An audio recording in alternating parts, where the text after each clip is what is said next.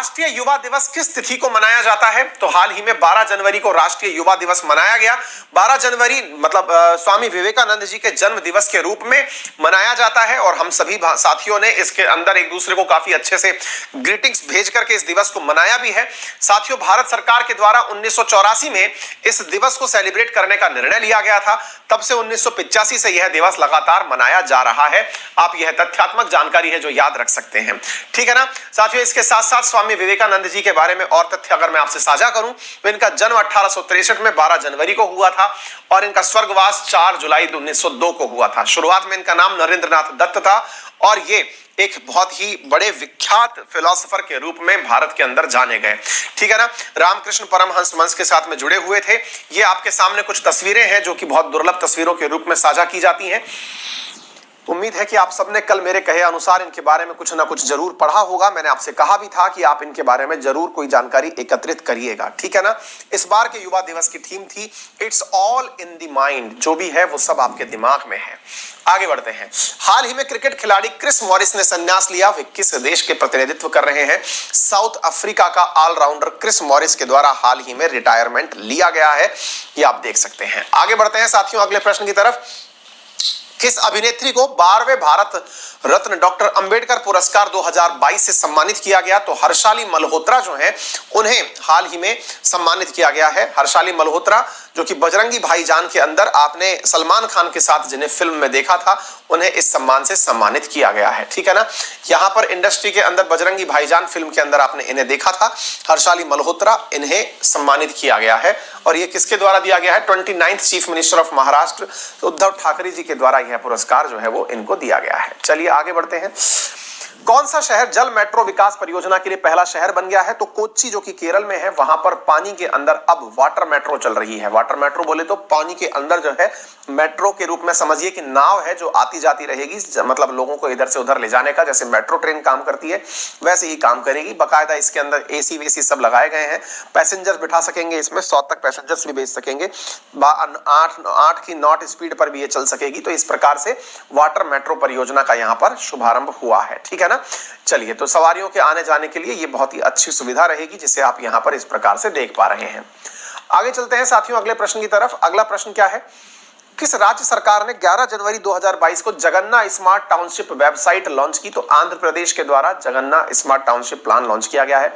जगनन्ना के बारे में हमने बहुत सारी चीजें आपको पहले भी बताई हैं। बहुत सारी योजनाएं जगनन्ना ने अपने नाम से शुरू की हुई हैं। जगनन्ना स्मार्ट टाउन के अंदर जो है इन्होंने जो परमानेंट आंध्र प्रदेश के रेजिडेंट है उन्हीं को यह स्कीम मिलेगी। इसके अंदर MIG फैमिली जो है वो इसके अंदर अप्लाई कर सकेंगी। लोगों को 200 से लेकर 240 स्क्वायर यार्ड के प्लाट जो है वो इसके अंदर दिए जाएंगे, ठीक है। चलिए आगे बढ़ते हैं साथियों अगले प्रश्न की तरफ। हाल ही में जारी हेनले पासपोर्ट इंडेक्स में भारत किस स्थान पर रहा?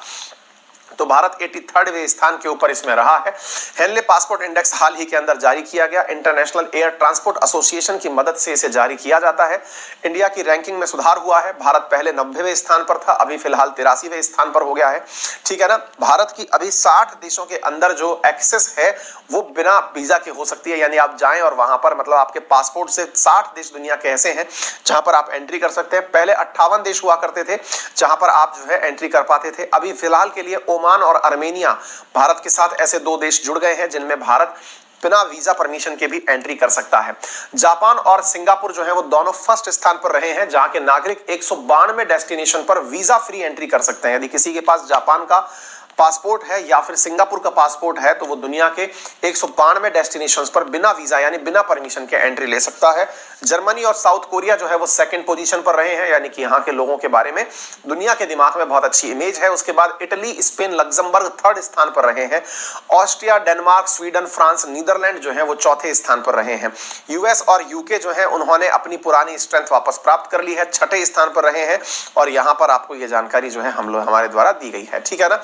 चलिए इसके साथ साथ साथियों आगे चलते हैं अगले प्रश्न की तरफ। अगला प्रश्न क्या है? भारत का पहला हेली हब कहां पर स्थापित किया गया है? तो गुरुग्राम के अंदर हेली हब जो है वो स्थापित किया गया है दुष्यंत चौटाला जी के द्वारा। यहां पर क्या किया जाएगा? एक प्रकार से हेलीकॉप्टर की सेवाएं हैं। इसमें क्या होगा कि वन स्टॉप सेंटर है जहां पर हेलीकॉप्टर्स का रिपेयर हो सकेगा। तो इस प्रकार से यहां पर हेलीकॉप्टर रिपेयर के लिए इस प्रकार की व्यवस्था की गई है, ठीक है ना। उप मुख्यमंत्री दुष्यंत चौटाला के द्वारा गुरुग्राम के अंदर इस चीज को स्थापित किया गया है। अपनी तरह की पहली हेलीकॉप्टर सेवा होगी जहां पर एक ही स्थान पर हेलीकॉप्टर से संबंधित सारी सेवाएं मिल सकेंगी, ठीक है ना। यहां से होने के बाद में अब होगा क्या, अगर ये ऐसा हुआ तो आने वाले समय में नोएडा, भिवाड़ी जैसे औद्योगिक क्षेत्रों को आसानी से इस गुड़गांव के माध्यम से कनेक्ट किया जा सकेगा हेलीकॉप्टर के माध्यम से, ठीक है ना। तो उम्मीद है कि आप हेलीकॉप्टर की जल्दी ही मेट्रो के रूप में उपयोग करने में कामयाब होंगे, बस किराया देते रहिएगा। हाल ही में नॉर्थ ईस्ट फेस्टिवल का कौन सा संस्करण आयोजित किया गया, तो हाल ही में नवा संस्करण जो है इसका आयोजित किया गया। नॉर्थ ईस्ट फेस्टिवल का 9th फेस्टिवल जो है इसका आयोजित किया गया है। इंफॉर्मेटिव जानकारी है, इसमें कुछ जानने की आवश्यकता नहीं है। गुवाहाटी में आयोजित हुई थी।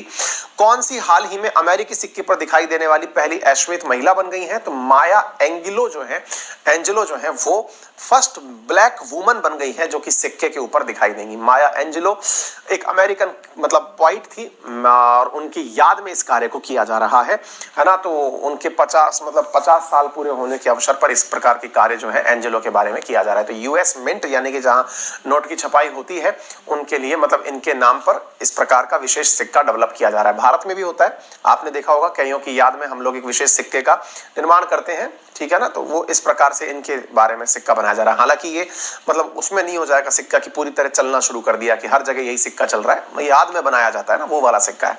हाल ही में कौन सा जूनियर वर्ल्ड नंबर 1 बनने वाला पहला भारतीय लड़की बन गई है, तो तस्नीम मीर जो है first Indian girl junior world ranking के अंदर फर्स्ट नंबर पर आ गई है बैडमिंटन के अंदर। ये आपको याद होना चाहिए। गुजरात से संबंधित है Tasneem Mir. 4 junior international tournament जीत चुकी हैं, जिनमें से उन्होंने Bulgaria junior championship, Alps international और बेल्जियम जूनियर चैंपियनशिप जीती है। 16 साल की हैं और ये वर्ल्ड बैडमिंटन फेडरेशन के द्वारा निर्णय लिया गया है, ठीक है ना। चलिए तो आगे बढ़ते हैं। इसके साथ साथ ही अन्य इंफॉर्मेशंस में 12